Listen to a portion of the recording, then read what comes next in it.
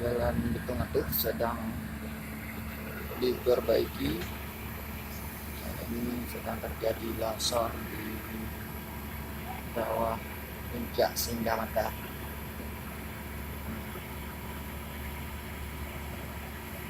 Ini diperbaiki oleh petugas PU.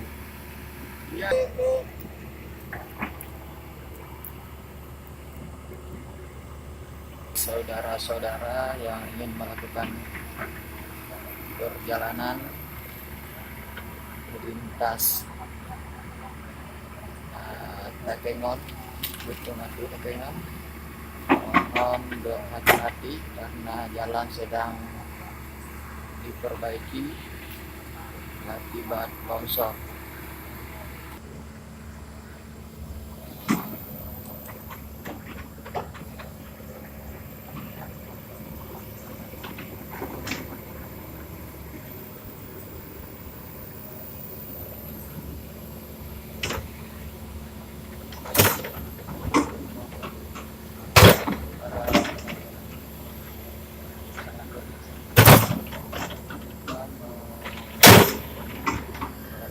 Atau melewati jalan lintas Betung Atuh Tanggalang